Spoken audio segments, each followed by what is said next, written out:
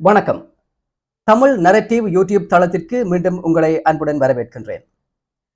இன்றைய காணொளியிலே யாழ் செம்மணி மனித புதைகுழி தொடர்பாக சிங்கள மற்றும் தமிழ் ஊடகங்கள் எவ்வாறு அறிக்கையிட்டன என்பதை பார்க்கவிருக்கின்றேன்.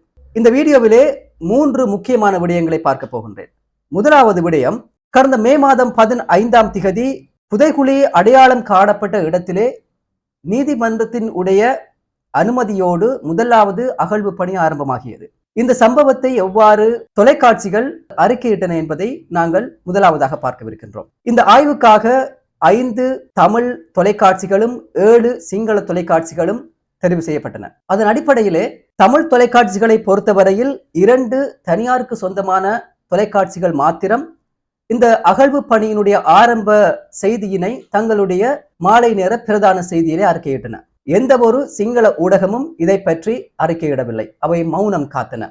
அதே வேளையிலே அரசுக்கு சொந்தமான 2 தமிழ் தொலைக்காட்சிகளும் இதை பற்றி மௌனம் சாதித்ததை பார்க்கக்கூடியதாக இருந்தது.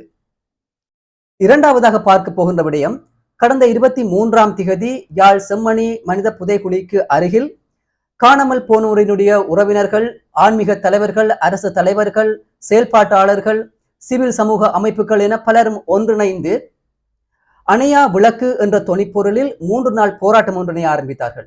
இந்த ஆரம்ப நிகழ்வு எவ்வாறு சிங்கள மற்றும் தமிழ் தொலைக்காட்சிகளில் அவர்களுடைய பிரதான செய்திகளில் இடம் பிடித்தன என்பதை இரண்டாவது விடயம்.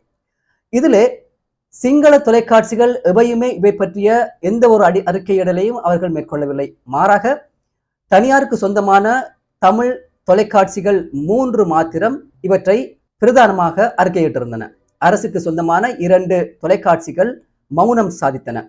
மூன்றாவது, நேற்றைய தினம் ஆரம்பிக்கப்பட்ட யாழ் செம்மணி மனித புதைகுழியினுடைய 2ஆம் கட்ட அகழ்வு பணி எவ்வாறு தமிழ் தொலைக்காட்சிகளினுடைய பிரதான செய்திகளில் இடம் பிடித்தன என்பது.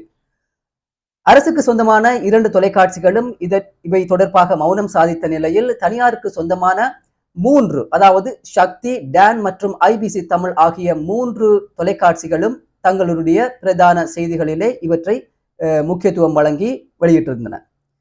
கவனிக்கப்பட வேண்டிய விடயம் என்னவென்றால், நல்லிணக்கத்தை கட்டியெழுப்புதல், நீடித்த சமாதானத்தை உருவாக்குதல் போன்ற விடயங்களுக்காக குரல் கொடுக்கின்ற அரசாங்கம் ஒரு புறம் இருக்க, சிறுபான்மை மக்களினுடைய பிரச்சனைகளை தவிர்த்து ஏனைய விடயங்களுக்கு முக்கியத்துவம் வழங்குகின்ற அரசுக்கு சொந்தமான தொலைக்காட்சிகள் ஒரு புறமுமாக முரண்பட்ட விதத்திலே காணப்படுகின்றது ஒரு முக்கியமான குறிப்பிட வேண்டிய ஒரு விடயமாக இருக்கின்றது. நல்லிணக்கத்தை கட்டியெழுப்புகின்ற செயல்பாடுகளில் ஜனநாயகத்தின் 4வது தூணாக கருதப்படுகின்ற ஊடகத்துறையினுடைய பங்கு மிக முக்கியமானது. இனங்களுக்கிடையில் விரிசல்களை இல்லாமல் செய்து அவர்களுக்கிடையில் ஒற்றுமையை உருவாக்குவதற்கு சிங்கள மற்றும் தமிழ் ஊடகங்களினுடைய பங்களிப்பு மிகவும் மிகவும் முக்கியமானது. பாரபட்சமற்ற அறிக்கையிடல் நல்லிணக்க செயல்பாட்டிற்கு மிகவும் அவசியமாகின்றது. என்னுடைய அடுத்த வீடியோவில் கடந்த சில வருடங்களாக கருப்பு ஜூலை மற்றும் யாழ் பொது நூலக எரிப்பு என்பன அந்த நினைவு நாட்களில் எவ்வாறு சிங்கள மற்றும் தமிழ் தொலைக்காட்சிகளில் அறிக்கையிடப்பட்டன என்பதை பார்க்கவிருக்கின்றோம். மறக்காமல் என்னுடைய யூடியூப் தளத்தை சப்ஸ்கிரைப் செய்யுங்கள். தொடர்ந்து நான் பதிவிடுகின்ற வீடியோக்களை பார்த்து தகவல்களை தெரிந்து கொள்ளுங்கள். நன்றி, வணக்கம்.